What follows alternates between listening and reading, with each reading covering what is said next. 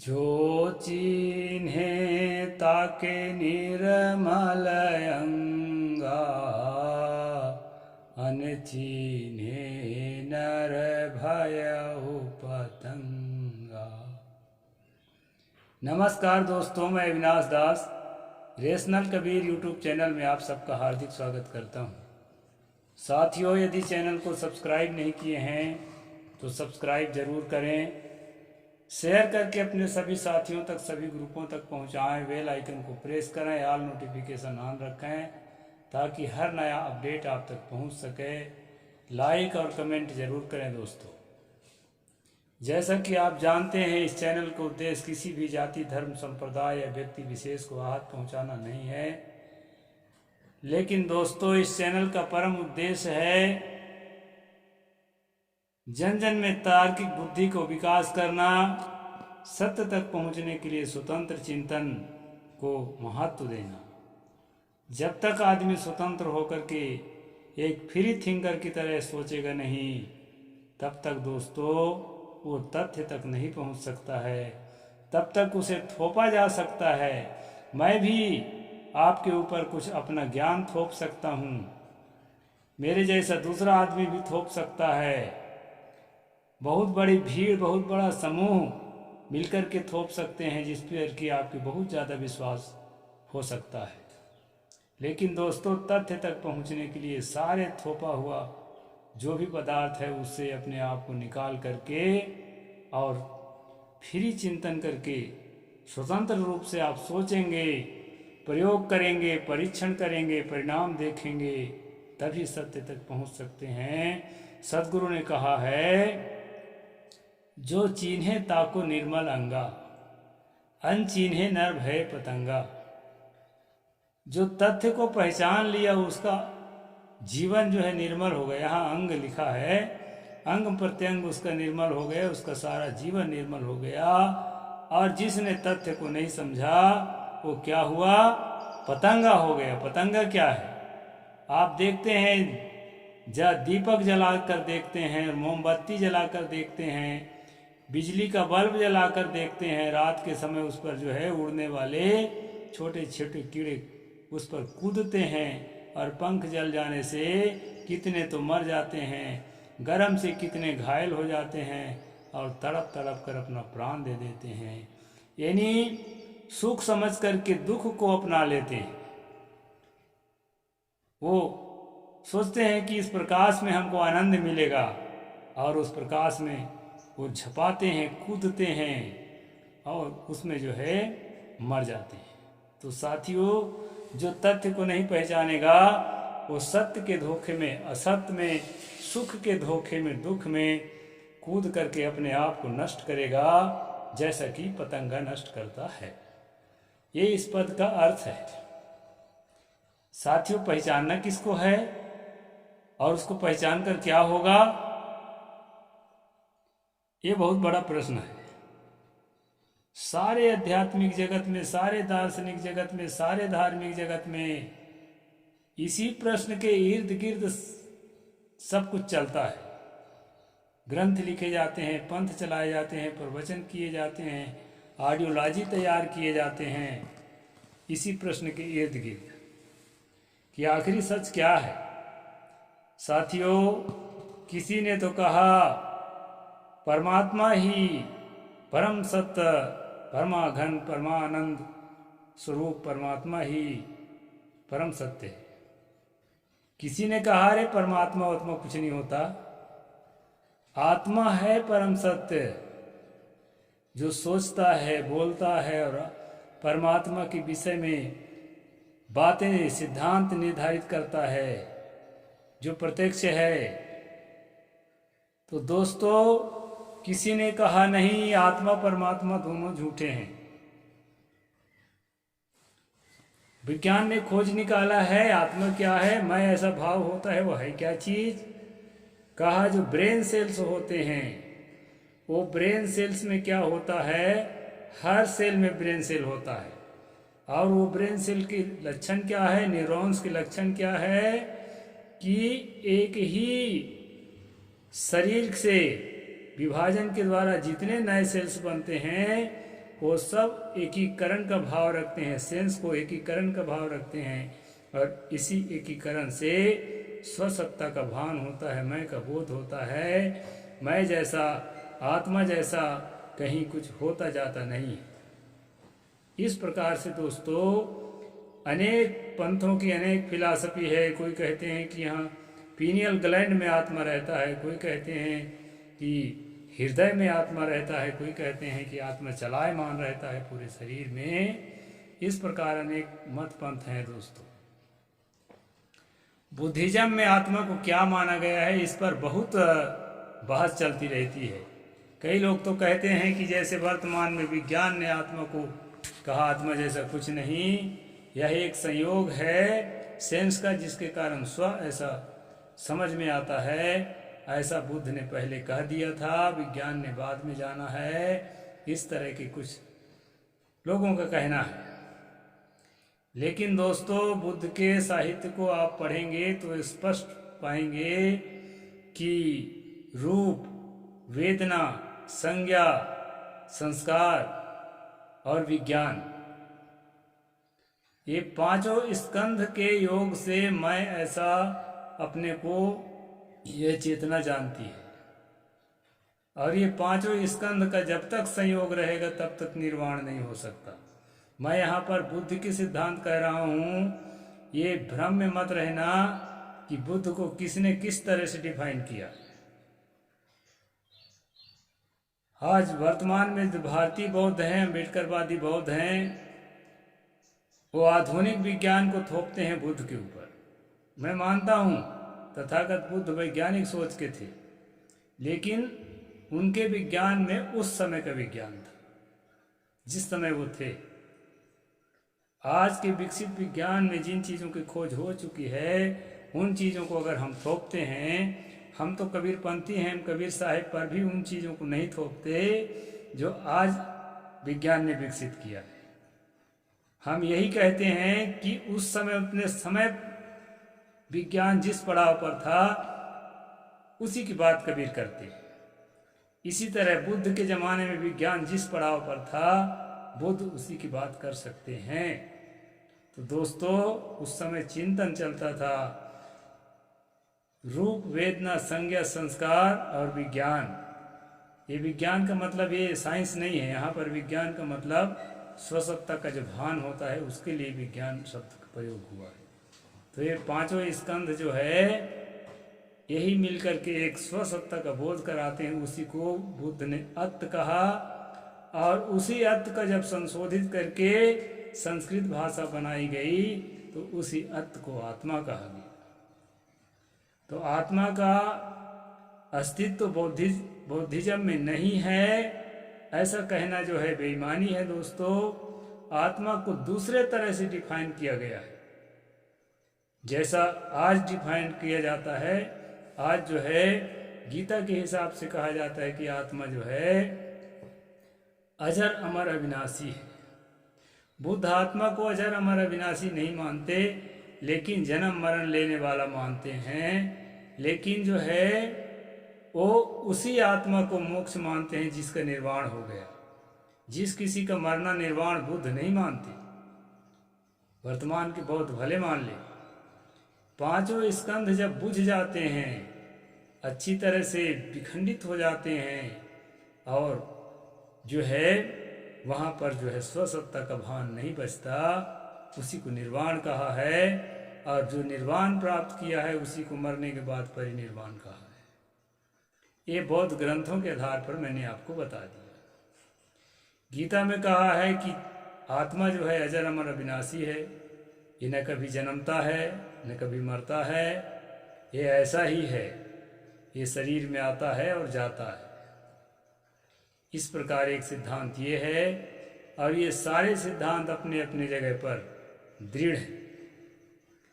ऐसा नहीं है कि बुद्ध का सिद्धांत, वर्तमान बुद्धिज्म जो बुद्ध पर साइंस थोप दिया तो बुद्ध का सिद्धांत खत्म हो गया दुनिया से। अनेक देश के बौद्धों की किताबों में और उनके प्रवचनों में आप श्रीलंका वालों के बुद्ध रश्मि एक चैनल, उसमें ही देख सकते हैं। तो त्रिपिटक में जो बातें लिखी है उससे पूरा मैच करता है। कि वो जो है आत्मा शब्द को तो नहीं मानते हैं, लेकिन जो 5 स्कंध के संयुक्त होने पर जो चेतना का भान होता है उसको स्वीकार करते हैं, और वो तब तक जन्मता मरता रहेगा, यानी जाति और भाव के चक्र में तब तक फंसा रहेगा जब तक उसका निर्वाण न हो जाए। निर्वाण के लिए अष्टांगिक मार्ग का वर्णन किया है कि अष्टांगिक मार्ग पर चल कर के निर्वाण को प्राप्त किया जा सकता है। तो इस तरह से है दोस्तों, खास बात यह है कि जो आदमी जिस बात को मान रखा है उसमें दृढ़ हो गया है, जैसा उसको समझाया गया है समाज द्वारा, गुरु द्वारा, लोगों द्वारा, किताबों के माध्यम से, प्रवचनों के माध्यम से, जिसको जैसा लगता है कि ये सच है उसमें वो मजबूत होता है। किसी को बता दिया गया है कि राम ने संसार को बनाया और वही चला रहा है और वही हमारा कल्याण करेगा, तो इसके विपरीत वो एक शब्द नहीं सुन सकता। वह जो है इसके विपरीत और जो सिद्धांत हैं, दूसरा सिद्धांत भी यही ठान रखा है कि प्रभु यीशु जो है यहोवा परमेश्वर के पुत्र है और यहोवा परमेश्वर ने संसार को बनाया, वही चला रहे हैं, इसके अलावा और कुछ सच नहीं है। तो अपने अपने में सब दृढ़ होते हैं, मजबूत होते हैं, साथ साथ लड़ाकू भी होते हैं। तो साथियों, आप चाहे कुछ भी मानते हो, विज्ञान के अनुसार न्यूरॉन्स का जो एकीकरण है, सारे न्यूरॉन्स का एकीकरण, केंद्रीकरण जो होता है, ध्रुवीकरण, जिसके कारण जो है स्वसत्ता प्रकट होती है और सारे न्यूरॉन्स के बिखर जाने के बाद जो है ये स्वसत्ता नाम की कोई चीज़ नहीं बचती है, आत्मसत्ता नाम की कोई चीज़ नहीं बचती है।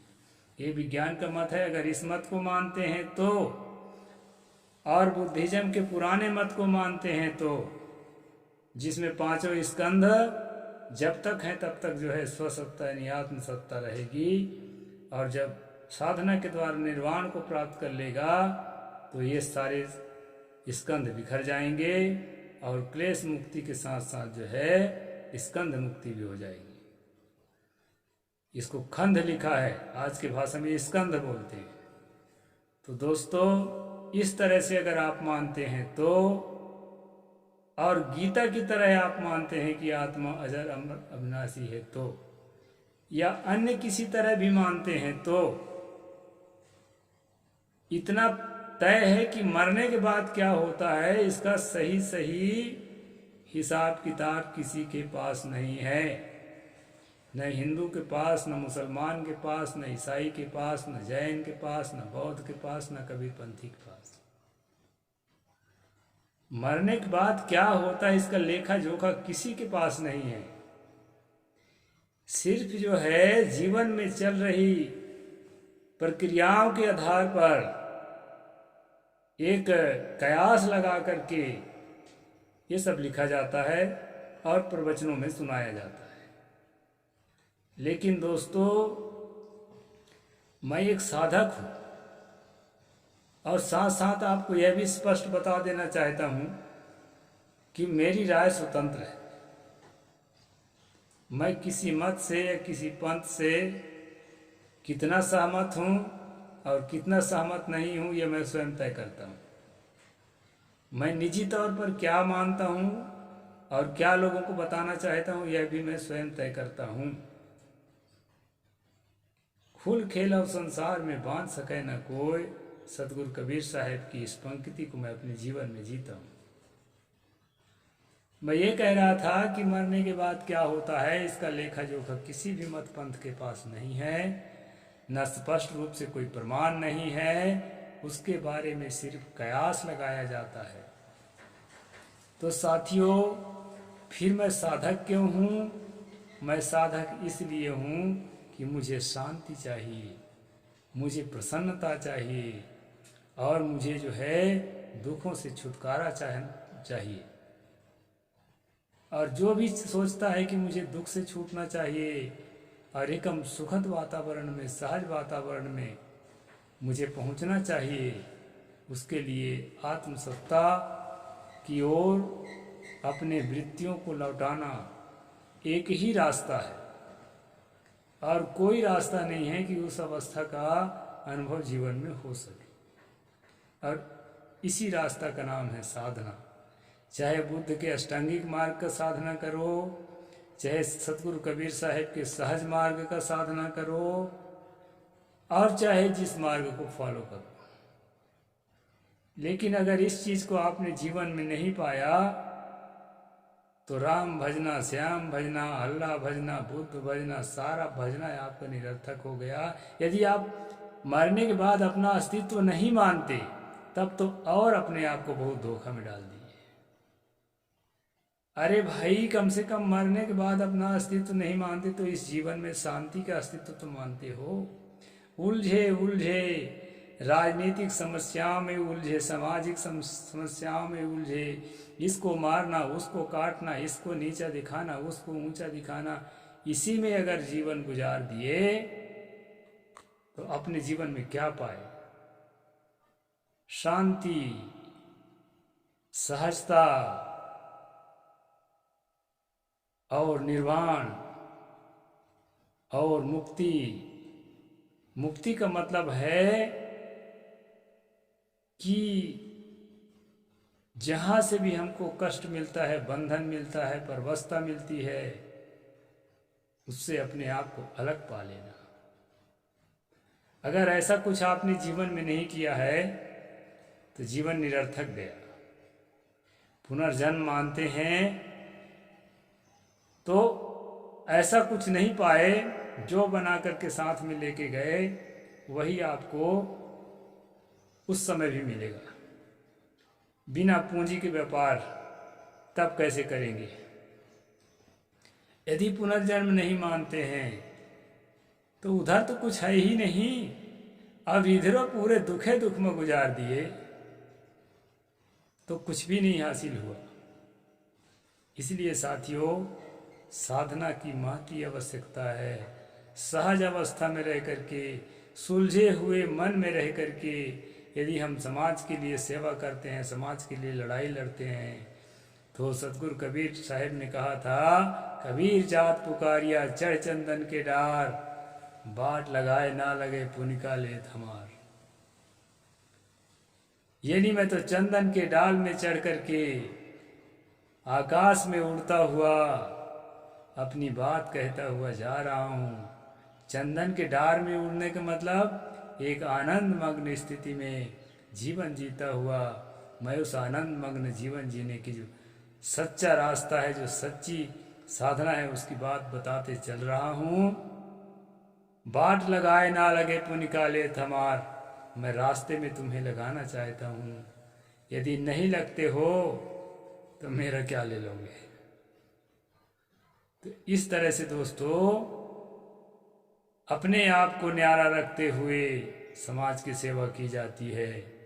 तो सतगुरु कबीर साहब एक निखरे हुए संत थे। कुछ लोग कहते हैं अरे वो तो पहली क्लास है सामाजिक सेवा का या फिलॉसफी का, पहली क्लास है। पहली क्लास नहीं है, अंतिम क्लास भी है।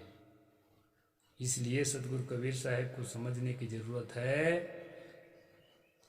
आत्मा क्या है कि नहीं है, मैं बता दूं दोस्तों, जो प्रकृति में संभावना होती है वही जो है प्रत्यक्षीकरण होता है। जिसकी संभावना ही नहीं है उसका प्रत्यक्षीकरण नहीं होता है। इसलिए संभावनाओं के रूप में यह चेतना, यह स्वसत्ता, यह आत्मसत्ता सदा से है। जैसे दूसरे एलिमेंट्स हैं दुनिया में, प्रकृति के नेचर के दूसरे पार्टिकल्स हैं, उसी प्रकार यह स्वसत्ता भी एक पार्टिकल के रूप में है, अपनी तरह का विलक्षण और अलग पार्टिकल है। इसको हमें समझना चाहिए और साधना के द्वारा अनुभव करना चाहिए। आज इतना ही। साहेब बंदगी। जय जोहार। नमो बुद्धाय। जय भारत।